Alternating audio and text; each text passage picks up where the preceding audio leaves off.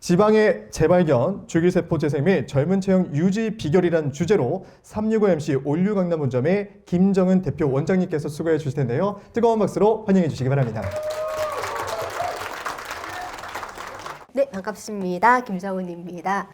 여기 계신 분들은 다 오늘 뭐 처음 만나셨겠지만 공통의 관심사가 있어서 모이신 거죠. 젊음을 오래 유지하는 거, 천천히 나이 드는 거, 슬로우 에이징에 관심이 있어서 모이신 건데 저 또한 그렇습니다. 저도 올해 이제 50대에 들어섰어요. 50대에 들어서서 누구보다 진심으로 나이를 어떻게 하면 건강하게 젊음을 길게 유지할 수 있을까에 대해서 저 스스로가 제가 먼저 관심이 있고요. 그래서 이 자리에서 뭐 여러분들을 처음 만나게 됐지만 벌써 아주 강한 내적 친밀감을 느끼고 있습니다. 나이가 되면 왜 체형이 변할까요? 체형이 변하는 건 맞나요? 네, 맞습니다. 네, 체형이 변하는 건 맞습니다. 여러분들의 어머니, 아버지, 혹은 이모, 혹은 어떤 분들은 본인 자신, 내 체형을 떠올려 보시면 20대를 지나서 30대, 그분들의 40대를 지나서 50대, 60대 좀 비슷한 모양으로 변하고 있죠. 네, 어떤 식으로 변하고 있어요?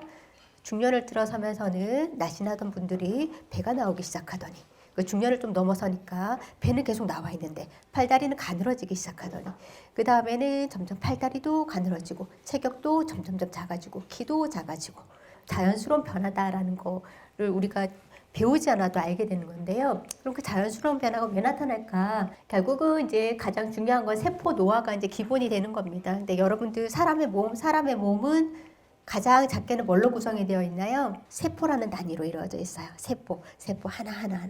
세포라는 하나하나의 일꾼들로 이루어졌습니다. 그 수많은 일꾼들이 모여서 만들어진 게 우리의 몸이에요. 그런데 일꾼들도 어때요? 처음에 일할 때 1년 일하고 2년 일하고 3년 일하고 4년 일하고 5년 일하고 10년 일하면 점점 지쳐가죠.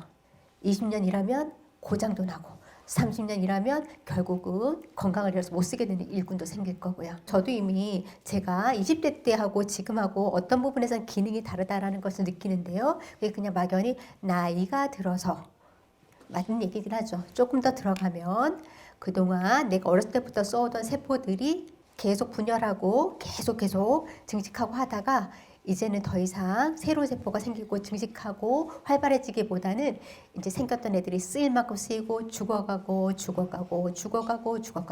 옛날엔 1000명의 일꾼으로 돌리던 제 몸을 지금은 아마 900명의 일꾼으로 돌리고 있을 거고 10년 후에는 아마 800명의 일꾼으로 돌리고 있을 거고 20년 후에는 500명을 일꾼으로 하려니까 뭔가 부족한 부분이 생기고 아마 이렇게 되겠죠. 나이 들면서 기초대사량이 떨어졌기 때문에 이제 똑같이 먹으면 살이 찔 수밖에 없어요. 그래서 섭취는 점점점 줄여주셔야 됩니다. 섭취 열량은 그래서 점점점 밥그릇 크기도 줄이고 밥숟가락 크기도 줄이고 해서 점점 줄여주셔야 되거든요. 그 다음에 음식 중에 절대 먹지 말아야 될 거 하나만 고르라 그러면 이걸 얘기하는 거예요. 설탕 먹지 마세요. 얘기를 합니다. 그래서 설탕 안 먹는데 하시는데 우리가 먹는 달달한 음료수 그 다음에 빵, 식빵은 안 달잖아 하시는데 식빵 만들 때 설탕 많이 들어가요. 빵 만들 때 설탕 많이 들어갑니다. 달지 않은 빵도 설탕 많이 들어가니까 그런 음식들은 왜냐하면 이런 음식들이 소위 요즘 혈당 스파이크 얘기 많이 하잖아요. 왜 혈당 스파이크 자꾸 얘기하냐면 인슐린이라는 호르몬 때문이에요. 인슐린이 많아지면 몸에 체지방이 더 많이 쌓일 수밖에 없습니다. 체중이 쉽게 늘어날 수밖에 없어요. 그래서 인슐린 팍 올리는 혈당 스파이크를 유발하는 음식만 조심해도 체중이 느는 것 혹은 나이 들면서 체형이 바뀌어가는 것을 줄여줄 수 있다는 거거든요. 당연히 건강에도 도움이 되고요. 그 다음에 지방도 포화지방, 특히 트랜스 지방은 우리 치킨, 피자 같은 패스트푸드 얘기 많이 하는데 사실 그런 패스트푸드뿐만 아니라 식물성 식기름도 고온에 튀기면 트랜스지방으로 변화가 돼요. 그래서 결국은 트랜스지방을 조심하려면 튀긴 음식을 자제를 해야 되는 거예요. 근력 운동 해야죠, 선생님. 딱 이렇게 얘기하시면 이분은 공부 좀 하셨네 이렇게 있는데 그런데 그게 정답은 아니긴 합니다. 물론 근력 운동 반드시 해야지만 기본은 유산소 운동을 꼭 깔고 가셔야 되세요. 왜냐하면 우리가 결국은 일정 수준의 열량을 계속 써줘야 돼요. 아까 그랬잖아요. 기초대사량이 떨어졌어요. 그래서 내 몸이 이제 예전처럼 에너지를 쓰지를 못하는데 그럼 어쨌든 에너지를 더 써야 될 거 아니에요. 그래서 운동을 해야 쓸 수 있습니다. 물론 근력 운동을 하면서도 에너지를 쓰죠. 그런데 가성비라고 하죠. 똑같이 똑같은 시간 운동했을 때 에너지를 더 쓸 수 있는 방법이 유산소 운동입니다. 또 하나 내장 지방을 줄여야 된다고 했는데 내장 지방 유산소 운동을 했을 때 반응이 더 좋아요. 그래서 매일 하시는 게 좋고 하루 30분씩은 하시면 좋고 약간 숨이 찰 정도의 걷기 운동으로 충분하다라고 얘기를 하고 있습니다. 그러면서 당연히 근력 운동은 꼭 하셔야 됩니다. 제가 체중 조절하러 오시는 분들한테 사실 운동 그렇게 강조하지 않아요. 살은 먹는 걸로 빼는 게 맞습니다. 운동을 하든 안 하든 식사량 조절한 걸로 체력이 빠지는 게 맞아요.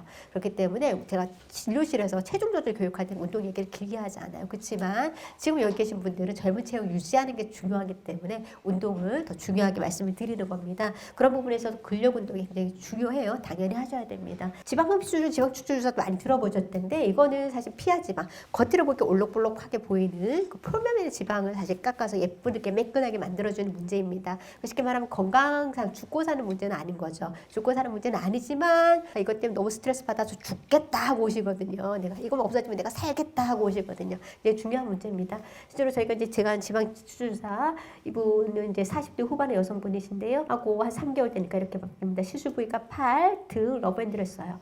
자 보시면 골프 필드에 나갔다고 생각해 보세요. 뒤에서 누가 보고 있을 때 뜨끔뜨끔 하잖아요. 그죠? 네, 이렇게 해서 매끈하면 산뜻하게 골프역에 예쁘게 있고 자신감 있게 지내실 수 있습니다. 마찬가지 피하 지방량 같은 경우에는 피하 지방 깎아주니까 완전 편편해져 버리죠. 20대 몸으로 돌아가 버립니다. 그래서 실제로 줄기세포를 제가 갑자기 왜 얘기할 수 있게 되었냐면 이것 때문이에요. 제가 지방을 이렇게 많이 뽑습니다. 지방을 많이 뽑아서 버리는 재미가 있었어요. 지금까지는 예쁘게 만들어서 많이 뽑은 지방을 버리는 재미가 있었는데 알고 봤더니 제가 그동안 버려왔던 지방 안에 줄기세포가 이렇게 많다라는 것을 알게 되었죠. 제가 버린 지방을 다시 다 되돌려오고 싶은 심정인데 그래서 지금은 저희가 우리 소장님이 강의해 주신 모니세라는 연구소와 같이 제가 뽑은 그 지방을 바로 우리 연구소로 보내서 전문화된 방법으로 줄기세포를 딱 추출해서 우리 환자한테 다시 돌려주는 그런 시술을 하고 있습니다. 실제로 줄기세포는 제 다음 강의에서 우리 줄기세포 전문가분께서 훨씬 자세히 말씀해 주실 겁니다. 가장 중요한 것은 이 면역 조절의 기능이고요. 그 다음에 주변 조직 기능을 개선할 수 있다는 것 때문에 만약 줄기세포 시술 치료가 점점 활성화되고 규제도 많이 풀려서 이제 제가 제 마음대로 저렇게 지방 많이 뽑으니까 버리지 않고 제 마음대로 계속 고객한테 만약에 다 돌려줄 수 있다면 이런 부분까지 제가 기대를 할 수 있을 거라고 생각합니다. 줄기세포를 썼을 때 인슐린 저항성이 개선된다는 건 이미 레퍼런스가 굉장히 많아요. 그러니까 당뇨 치료 목적으로도 줄기세포 치료를 많이 하거든요. 일본에서는. 그래서 인슐린 저항성이 개선되면 당연히 체중, 체지방 줄이기가 쉽고요. 염증 비만이라는 게 만성 염증 상태일 텐데 그런 부분을 완화할 수 있습니다. 그 다음에 탄력 섬유를 증가시켜서 훨씬 더 예쁜 체형을 오래 유지할 수 있게 하고 이 부분은 저희가 지금 이미 시도를 해보고 있습니다. 근데 지금 그보다 훨씬 더 많이 실제로 활용하고 있는 부분은 저는 이 부분인데요. 아까 그렇게 뽑은 지방을 줄기세포 뽑는 단계로 들어가기 전에 지방만 다시 필요한 부분을 넣어주기도 하죠. 어떤 부분이 필요할까요? 예를 들면 얼굴도 있을 수 있고 뭐 가슴도 있을 수 있고 아니면 엉덩이 좀 더 볼륨 있게 만들어줄 수 있습니다. 그런 부분에 줄기세포를 같이 넣어줬을 때 훨씬 부작용 없이 예쁘게 볼륨을 많이 늘릴 수가 있거든요. 지방을. 그래서 실제로 마지막에 보면은 줄기세포 지방 이식을 한 사례인데 내가 나이 드니까 엉덩이 볼륨이 없어가지고 이제 청바지 참 못 입겠다 했는데 이렇게 하면 이제 다시 20대 모습을 가질 수 있죠. 자, 이렇게 바라는 것이 아마 뭐 저는 과도한 욕심은 아니라고 생각합니다. 네, 감사합니다. 네. 자, 줄기세포 뱅킹 시스템 필요할 때 꺼내 쓰는 젊음이라는 주제로 모니셀의 김진욱 연구소장님 모시고 강연 청해 듣도록 하겠습니다. 뜨거운 박수 부탁드리겠습니다. 안녕하세요. 저 모니셀의 연구소장 김진욱입니다. 저는 여기 광주과학기술원이라는 곳에서 이제 박사학위를 했고요. 그리고 이전에는 여러분들 요즘에 잘 아시는 줄기세포 엑소좀을 만드는 그 회사에서 이제 엑소좀 치료제 하고 뭐 이런 화장품 쪽을 개발을 하는 이력이 있습니다. 사실 우리는 매일마다 우리 신체는 한 500억 개에서 한 700억 개 정도의 세포가 죽고 다시 태어나고 한다고 합니다. 사실 이 숫자가 이제 정확한지는 알 수는 없지만 이제 중요한 점은 우리가 이렇게 인지를 하지 못하고 있는 지금 이 순간에도 엄청난 수의 세포가 이제 소멸하고 또 다시 태어나고 진행이 되면서 우리 몸에 이제 항상성이 유지가 되는 거죠. 근데 우리가 나이가 들면은 이제 어느 시점부터는 이렇게 새로 생성되는 그런 세포들보다 소멸되는 세포 수가 이제 많아지게 되고요. 이제 그런 이유로 누구나 이제 노화가 진행이 되고 이제 결국은 이제 죽게 되는 거죠. 나이가 들수록 이런 재생 능력이 감소하는데 사실 가장 중요한 역할을 하는 것이 조직 재생의 그 핵심 역할을 하는 줄기세포 수가 이제 나이가 들수록 점차 이제 계속 감소하게 되는 거고 세포 자체가 이제 노화가 되다 보니까 그 활성도도 이제 나이가 들수록 이제 계속 떨어지게 됩니다. 이 지방이라는 조직이 사실 그런 고도로 혈관화된 조직 중에 하나입니다. 그래서 이 지방세포는 보시는 것처럼 우리 몸에서 사실 가장 사이즈가 큰 세포거든요. 그러다 보니까 그 산소가 적은 그런 상태에서 굉장히 취약합니다. 그렇기 때문에 이 지방세포들한테는 이 혈관을 통해서 지속적으로 산소와 영양분이 계속 공급이 돼야 이 지방세포들이 잘 유지가 될 수 있는 상황인 거고요. 그래서 우리가 살이 막 찌고 지방세포가 이렇게 더 뚱뚱해지고 그러면 그 저산소증에 굉장히 취약하기 때문에 지방세포들이 괴사를 하게 되고 또 지방 조직에 염증이 생기고 하는 그런 이유입니다. 그래서 실제 지방 조직의 그런 전자현 배경 사진을 보시면 여기 덩치 큰 이런 세포들이 존재를 하는데 그 사이사이로 이렇게 줄기세포들이 많이 존재를 하는 것을 보실 수가 있습니다. 그래서 실제로 이 지방이라는 조직이 우리 몸에서 이 중간엽 줄기세포를 가장 많이 보관하고 있는 사실은 저장소입니다. 단순히 우리 몸의 그런 잉여 조직이고 불필요한 조직이기도 하지만 이 줄기세포를 보관하고 있는 사실은 가장 큰 저장소이기도 하는 것이죠. 그래서 뽑아낸 줄기세포, 지방 속에서 이 줄기세포를 잘 활용을 하면 이 노화를 지연시킬 수 있는 사실 그런 핵심적인 물질로 활용을 할 수도 있는 것이죠. 보시는 것처럼 우리가 잘 알고 있는 골수하고만 비교를 해도 거의 500배 이상 많습니다. 그래서 우리가 기존에는 사실은 거의 골수를 많이 사용을 했었죠. 근데 굉장히 지방에 대한 이해도가 굉장히 많이 낮기도 했었고요. 근데 지금은 뭐 혈액을 뽑아서 한다거나 사실 이런 부분들보다는 지방 속에 이제 줄기세포를 활용할 때 가장 많은 수의 줄기세포를 활용을 할 수가 있고요. 굳이 배양을 하지 않더라도 우리가 치료 목적으로 활용을 할 수가 있습니다.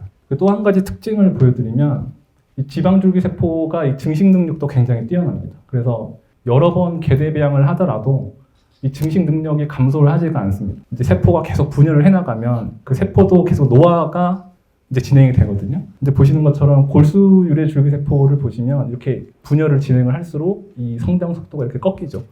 근데 지방 유래 줄기세포는 계속적으로 이렇게 누적해서 증식이 되고 있습니다. 그래서 다른 소스 유래 그 줄기세포에 비해서 이 지방 유래 줄기세포가 그 증식력이 그만큼 뛰어나고 노화가 진행되는 그 속도도 더 더디고 재생 능력적으로 가장 큰 포텐셜을 갖고 있다고 보시면 될 것 같습니다. 그러면 이 줄기세포를 그럼 어떻게 내 몸 안에 있는 걸 꺼내쓸 수 있느냐. 사실 그 가장 쉬운 방법이 그 아까 김정원 원장님께서 보여주신 것처럼 주사기를 이렇게 꺼내서 쓸 수가 있거든요. 주사기로 지방을 추출한 다음에 이제 간단한 공정을 거치면 여기 지방 조직을 구성하고 있던 이런 여러 가지 그 재생에 관련된 세포들을 저희가 모을 수가 있습니다. 그게 이제 SVF라고 하는 기질 혈관 분해기인데요. 단어가 조금 어렵긴 하지만 한마디로 말씀드리면은 지방 조직에 있는 줄기세포를 포함한 그런 세포들의 총합이라고 보시면 될 것 같습니다. 여기 안에 이제 한 5에서 10% 정도가 그 중간엽 줄기세포가 포함이 되어 있는 것이고요. 이 비율이 좀 낮아 보이긴 하지만 다른 골수나 다른 조직 유래에 비해서는 거의 최소 500배 이상 그렇게 많은 줄기세포를 우리가 확보를 할 수 있는 것입니다. 지금까지 그런 SVF를 이용해서 이런 다양한 임상 연구들이 이제 많이 소개가 됐는데 임상적인 그런 치료 효과는 지금 수많은 연구들로 이미 검증이 됐습니다. 그래서 이제 하나씩 좀 소개를 드리면 먼저 피부 미용 쪽으로 이제 많이 활용이 되고 있는데 이 SVF라는 형태로 줄기세포를 여기 얼굴 피하 지방 쪽에 이식을 하게 되면 이렇게 보시는 것처럼 주름이 많이 개선이 되고 6개월 만에 표면 주름이 많이 개선이 되고 그리고 색소 침착도 많이 감소를 하게 되고요. 콜라겐이 이렇게 보시는 것처럼 이렇게 증가를 하게 되면서 피부 탄력이 전반적으로 좋아지게 됩니다. 그 밑바닥에 있는 그 기전은 아까 말씀드린 것처럼 줄기세포 그 자체가 이제 지방세포를 분해할 수도 있고 그리고 엑소좀이라는 그런 물질을 하고 그다음에 성장인자 같은 것들을 분비를 하면서 피부 안쪽에 있는 그런 그 혈관 생성을 촉진을 하게 됩니다. 그러면 이제 전반적으로 피부 아래쪽에 그런 혈류가 개선이 되면서 피부톤이 이제 밝아지는 거고요. 줄기세포가 분비하는 그런 엑소좀이나 성장인자 때문에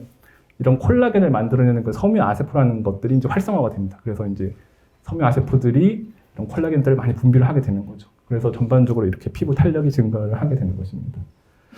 비슷한 원리로 그러면 이제 탈모 쪽이나 두피 쪽에도 적용을 할 수가 있겠죠. 그 탈모 치료 쪽 관련 임상 연구들도 굉장히 많이 있습니다. 그중에서 이제 대표적인 걸 하나 가져왔는데 보시는 것처럼 남성, 여성 이렇게 두 가지 케이스가 있고 비포 애프터가 굉장히 확실하죠. SVF 시술 6개월 만에 모발 밀도가 굉장히 높아지고 그리고 모발도 굉장히 두꺼워지는 것을 보실 수가 있습니다. 그리고 이제 탈모가 진행되는 게 결국 이제 그 모근 세포가 휴직에 접어들어서 그러는 건데 줄기세포가 결국 엑소점의 여러 가지 성장인자를 분비하고 모근 주변의 혈관 생성을 촉진을 해서 주변의 그런 그 미세 환경을 이제 정상화해서 만드는 거죠. 그럼 이제 휴직에 있던 그 모근 세포들이 다시 이제 재활성화되면서 이런 탈모 치료 효과가 나타나게 되는 것입니다.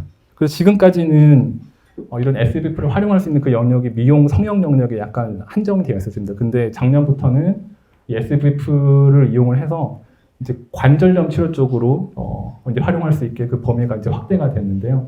여기 이제 두 환자 케이스가 있는데 69세 여성 환자고요. 정상 체중의 여성 환자입니다. 그래서 양쪽 무릎에 그 관절염 증상이 있으신 분인데 일단 대조군을 먼저 보시면 6개월 정도 이 추적 관찰을 한 결과입니다. 보시는 것처럼 여기 빨간색 동그라미 친 부분이 이제 연골 손상된 부위인데요. 보시는 것처럼 시간이 지날수록 이렇게 손상 부위가 점차 증가하는 것을 보실 수가 있습니다. 그런데 이 SBF를 주사를 맞은 그 반대쪽 무릎을 보시면 초기에 이렇게 연골 손상 부위가 있는데 3개월, 6개월 이렇게 지날수록 이 사이즈가 굉장히 줄어드는 것을 보실 수가 있죠. 관절염 증상도 3개월 이후부터는 굉장히 많이 개선이 되는 것을 보실 수가 있습니다. 그래서 모니셀 같은 경우는 사실 이런 본질적인 부분들에 좀 집중을 해서 이 지방 흡입 단계부터 추출, 뱅킹에 이르는 이 전 과정에 이 줄기세포 수율이나 생존율을 극대화할 수 있는 그런 기술들을 지금까지 개발을 해왔습니다. 그래서 하나씩 좀 설명을 드리면 아까 말씀드린 그 지방 흡입 때 사용되는 이 투메센트 이 용액만 바꾸더라도 줄기세포 수율이 3배가 올라갑니다. 네, 보시는 것처럼 모니셀 투메센트를 사용하면 수율이 이렇게 많이 올라가는 것을 보실 수가 있고요. 그리고 그 추출 과정에서 SVF를 그 추출하는 그 단계에서 사용되는 그 조성물이나 공정 또 저희가 개발을 했는데 보시는 것처럼 기존 의료기기를 사용할 때보다 저희 모니셀 기술을 사용하게 되면 수율이 평균 5배가 올라갑니다.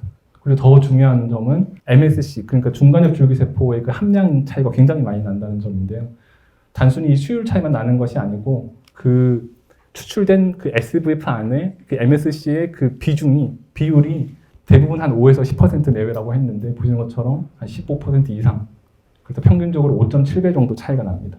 이 수율과 이 MSC 함량을 합산해서 이 비율을 지방 1g당 그러면 MSC가 얼마나 많이 추출이 되는가 그걸 이제 환산을 해보면 평균 한 40배 정도 되고 최소 한 19배 정도 이 MSC 수율 차이가 나게 되는 것입니다. 그리고 생존율도 물론 또 올라가고요. 그리고 마지막으로 이 뱅킹 기술도 굉장히 중요합니다. 사실 우리가 줄기세포를 뽑아서 한 번에 다 맞을 것이 아니라 안전하게 보관을 해놨다가 필요할 때 뭐 관절에 맞을 수도 있고 뭐 탈모 치료를 위해서 맞을 수도 있고 아니면 당뇨 치료를 맞을 수도 있고요. 다양한 목적에 활용을 할 수가 있는데 아직까지 이런 뱅킹 기술도 개선해야 될 점이 많이 있고요. 저희 모니셀 기술을 사용을 하면은 보시는 것처럼 그 회수율이 한 90% 정도 올라갑니다. 네, 그래서 한 기존 기술 대비 한 1.5배 증가를 하는데 여기서 말하는 그 회수율이라는 거는 저희가 뱅킹을 해놨다가 그 다시 꺼냈을 때 그 살아있는 그 생존해 있는 그 세포의 비율을 이야기합니다. 그래서 기존 기술은 거의 한 절반 정도가 이렇게 죽게 되는 거죠.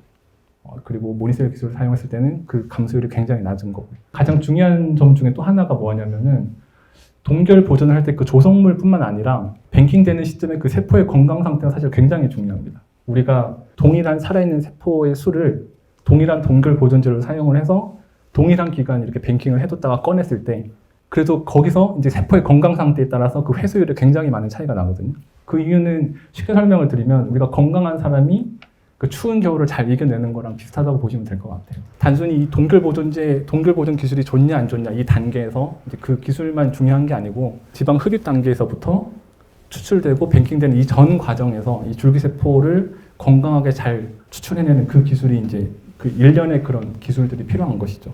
그래서 모니셀은 사실 이런 그 재생의료에 특화된 지방 흡입 단계부터 추출 뱅킹에 이른 이런 일련의 기술들을 셀브이라는 그런 브랜드 이름으로 이제 병원에 공급하는 그런 서비스를 지금 현재 준비 중에 있고요. 셀브이 이름을 잘 기억을 해두셨다가 저희와 그 협력하고 있는 셀브이 협력병원들을 통해서 이런 시술을 받으시면 좋을 것 같습니다. 네, 이상으로 발표를 마치겠습니다. 감사합니다. 자, 마지막 주제는 바로 거의 주문처럼 적혀 있습니다. 피부 노화 시계를 늦춰라, 줄기세포의 모든 것이라는 주제로 마지막 강연을 청해 듣도록 할 텐데요. 분당 서울대병원 엄피부과 허창훈 교수님을 뜨거운 박수로 모시겠습니다. 네, 여러분 반갑습니다. 그 노년층의 변화의 특징 점점 많아지죠. 두 번째, 건강합니다. 대부분. 그다음에 대부분 다 일을 원하고 활발한 사회활동과 정보교류를 하게 되고 따라서 재혼에 대한 그런 욕구가 점점점 커지게 됩니다. 이런 단어가 한 20, 30년 전에 생기기 시작했어요. 뉴 시니어라고도 얘기를 하고 액티브 시니어라고도 얘기를 합니다. 정의가 아직 뭐 정확하게는 없지만 과거의 시니어하고는 전혀 다른 겁니다. 과거 시니어는 열심히 돈을 벌어서 자식들한테 물려주고 그걸로 내가 할 일은 끝났다라고 생각을 하시는데 요즘은 돈을 물려주질 않습니다. 물려주는 순간 나는 찬밥 신세가 될 가능성이 크다라고 생각을 하시고 내가 내 재산을 끝까지 가지고 있겠다. 그래서 여유로운 자산을 바탕으로 해서 이 시니어 분들이 더 적극적인 소비를 하게 돼요. 소비를 하려면 뭘 알아야 되잖아요. 공부도 많이 하고 뭐가 제대로 된 지식이고 뭐가 아닌지를 공부를 하고 적극적으로 소비를 하는 그런 생활이 시작되게 됩니다. 노후도 자식들한테 의존하는 것이 아니라 스스로 노후를 준비를 하게 됩니다. 그래서 얼굴의 노화 과정은 한 가지로 우리가 딱 정확하게 얘기하기는 어렵습니다. 모든 과정이 다 종합적으로 진행된다고 봐야 되는데 일단은 피부하고 지방 자체를 보면 크기가 작아져요. 애기들 얼굴 보면 빵빵하잖아요. 귀여워 보이고. 근데 그 빵빵한 볼에 있는 이 지방 세포들이 나이가 되면 없어집니다. 점점점 줄어들어요. 근육 자체도 점점점 약화됩니다. 그 다음에 뼈도 안와 눈에 있는 뼈를 보시면 요 사이즈가 이렇게 커져요. 커진다는 얘기는 흡수가 돼서 없어진다는 얘기예요. 뼈 자체도. 뼈도 계속 변합니다. 우리가 이 뼈가 안 변할 것 같죠? 끊임없이 흡수가 되고 끊임없이 생산되고 계속 바뀝니다. 그런 과정 중에서 나의 노화 과정 중에 하나가 이렇게 뼈가 흡수가 되고 턱뼈도 마찬가지. 턱뼈도 작아지게 됩니다. 그래서 모든 게 다 흡수되고 소모되고 없어지는 그런 단계로 바뀐다라고 생각하시면 될 것 같고요. 이 노화 과정은 놀랍게도 20살이 넘어가면 서서히 시작되기 시작합니다. 근데 그 속도에 있어서 차이가 좀 있죠. 유전적으로 차이가 좀 있고 부위에 따라서도 차이가 있고 나이에 따라서 환경에 따라서 여러 가지 차이가 있고 이런 차이점이 있다. 뭐 피부가 얇아지고 중력이 있으니까 피부가 아래로 처지고 여러 가지 흡수되고 뭐 얇아지고 진피 자체가 콜라겐이 소실이 돼서 피부가 늘어나지게 되고 탄력이 없어지게 되고 피지 분비가 기름기 분비가 좀 줄어들다 보니까 피부가 건조해지고 뭐 이런 현상이 있고 뭐 머리가 하얘지든지 탈모가 되든지 그럼 이런 거를 갖다가 조금이라도 완화를 시키려면 중력의 원인을 없애면 완화가 돼요. 지구에 살는 한은 안 되는 거죠. 그죠?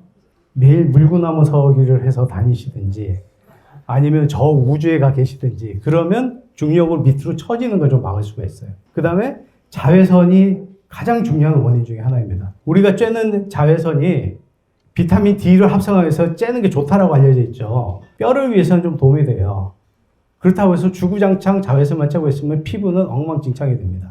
그래서 자외선을 주구장창 쬐 필요는 없습니다. 자외선을 쬐면서 담배를 핀다. 젊은 사람들 이렇게 하면 멋있잖아요. 뭐 제임스 딘이나 뭐 이런 사람들. 근데 이거는 피부를 늙게 만드는 아주 안 좋은 습관 중에 하나입니다. 항노화 치료를 할 때 우리가 전략이 몇 가지가 있어요. 첫 번째 주름을 개선하는데 주름 중에서도 역동적인 주름이 있고 잔주름이 있어요. 역동적인 주름이 뭐냐면 얼굴을 움직일 때 나타나는 주름입니다. 대표적인 게 찡그릴 때 여기 내천자 모양으로 생기는 거, 윙크할 때 여기 까마귀 발처럼 생기는 거, 눈을 위로 치켜들 때 이마에 주름이 생기는 거. 이럴 때는 보톡스가 제일 좋아요. 안 움직이게 만드니까. 근데 움직이나 안 움직이나 주름이 항상 가 있는 경우가 있습니다. 그런 경우는 역동적인 주름도 오래되면 이런 항상 우리 스태틱 주름이라고 하는데 그거는 이미 역동적인 주름 단계를 벗어난 겁니다. 가만히 있어도 여기 일자가 딱 써 있는데 좋아질 수가 없어요. 그럴 때는 필러를 해야 되는 겁니다. 그래서 잔주름이라든지 그 다음에 움직이지 않는 그런 주름, 그 다음에 볼륨이 꺼진 거 이런 거는 필러를 하는 게 그게 정답이고 최근에는 세포 치료제를 집어넣어서 그 부분을 스스로 증식을 시키게 그렇게 만드는 치료를 하기도 합니다. 그 다음에 잔주름을 개선한다든지 기저층, 주변에 있는 조직을 튼튼하게 만드는 거. 요럴 때 우리가 많이 쓰는 것이 최근에 이제 스킨 부스터라는 이름으로 아마 찾아보면 나오실 거예요. 세포 치료제는 또 여기서도 도움이 됩니다. 피부 보습에도 보습제가 기본적으로 도움이 되겠지만 스킨 부스터, 세포 치료제 다 도움이 됩니다. 재생력을 향상시키는 거, 스킨 부스터, 세포 치료제 다 도움이 됩니다. 두 가지가 거의 비슷하다라고 생각하시면 되는데요. 하는 역할은 만드는 과정에 있어서 좀 차이가 있습니다. 그래서 어떤 점이 차이가 있는지에 대해서 조금 다시 한번 설명을 드릴 거고요. 집에서는 자외선이 막는 게 제일 중요하기 때문에 자외선 차단제, 피부가 건조해지니까 수분 섭취 많이 해야 되고 결국에 이런 자외선이라든지 이런 것들이 피부를 공격하는 게 뭐냐면 활성산소입니다. 활성산소. 활성산소라는 게 언제 생기느냐? 스트레스를 받을 때 생겨요. 스트레스. 그 다음에 자외선 받을 때. 담배 필 때. 이럴 때 활성산소가 생기게 되고 그게 없어지면 이런 주름도 안 생기고 암도 안 생기고 여러 가지 질환의 근원이 되는 게 활성산소라고 생각하시면 될 것 같습니다. 세포 치료 중에서 가장 많은 관심을 끌었던 게 사실 이 줄기세포예요. 줄기세포는 아까 강의에서도 나왔지만 줄기세포에 두 가지 특징이 있습니다. 하나는 스스로가 계속 증식을 해야 돼. 늙지도 않고 계속 만들어야 돼요. 두 번째는 자기만 조건을 맞추면 줄기세포는 어떤 세포든지 다 갈 수가 있어요. 이런 조건 두 개를 갖추면 진짜 줄기세포라고 얘기를 합니다. 이게 그럼 들어와서 왜 보약 효과를 나타내느냐? 이걸 우리가 얘기하는 게 파라크라인이라서 주변 분비 효과라고 얘기를 하거든요. 그럼 뭐냐면 이 세포가 자라나기 위해서는 나 혼자만 살아서는 안 돼요. 나와 함께 내 주변의 세포가 같이 살아야 됩니다. 그러기 위해서는 서로가 선한 영향을 줄 수 있는 그런 여러 가지 분비 물질을 많이 분비를 해요. 그런 것들을 우리가 이제 뭐 성장 인자라고도 얘기를 하고 여러 가지 세포가 잘 자라게 만들고 문제가 있는 성분을 조금 억제를 하는 그런 효과를 나타내고 이런 주변으로 어떤 물질을 분비를 해서 주변 세포들이 다 골고루 영향을 주는 거. 이걸 이제 파라크라인 효과라고 하는데 이게 아마 치료 효과의 가장 큰 효과가 아닐까. 그래서 우리가 이걸 서양 보약이라고 지금은 많이 이야기를 하고 있습니다. 근데 이 줄기세포를 치료하는 방법은 크게 두 가지가 있어요. 하나는 치료 기술이라는 게 있고요. 하나는 의약품이라는 게 있습니다. 이게 뭐가 차이가 있느냐? 치료 기술은 내 걸 끄집어내서 조작을 안 하고 다시 집어넣는 겁니다. 조작이라고 하는 거는 화학적, 생물학적 조작. 여기다 어떤 약을 집어넣는다든지 또는 여기다가 어떤 뭐 증식을 시켜서 하나를 10개로 불린다든지 이런 걸 우리가 조작이라고 얘기를 하거든요. 이런 조작을 하게 되면 이거는 약이 되는 거예요. 의약품이 되는 거고 이런 조작을 하지 않았을 때는 치료 기술이 되는 겁니다. 이 두 가지가 큰 차이가 있는 게 치료 기술은 우리가 별로 제재가 별로 없어요. 나라에서도 크게 제재가 없습니다. 왜냐하면 크게 많이 조작이 된 게 아니니까. 그 정도는 할만하다라고 해서 넘어가는 겁니다. 근데 의약품이 되는 순간 이게 누구 세포에서부터 왔고 어쩌고 저쩌고 해서 엄청나게 많은 제약이 들어가다 보니까 가격이 엄청나게 올라가요. 제약이 들어가면 소비자 입장에서는 좋잖아요. 안전한 걸 시술을 받을 수가 있으니까. 근데 제조사 입장에서는 제약 하나 들어갈 때마다 생산비가 엄청나게 올라가게 됩니다. 그래서 아까 얘기했던 그런 그 배양세포, 세포 치료제 같은 게 2천만 원, 3천만 원 받는 이유가 그것 때문에 그래요. 배양을 하는데 들어가는. 그래서 치료 기술에 해당되는 것 중에 가장 대표적인 게 지방에서 나온 SVF 아까 말씀 얘기 들었죠. 실제로 지방을 뽑았을 때 아주 작은 부분이 나옵니다.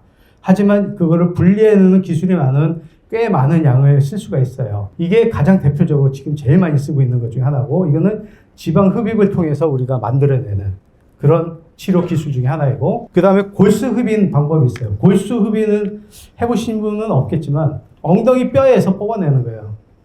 무지하게 아파요. 근데 내가 미용이 좋다고 엉덩이 뼈에서 피를 뽑는다? 이거는 있을 수가 없죠. 그래서 PRP라는 방법을 씁니다. 이건 말초혈액.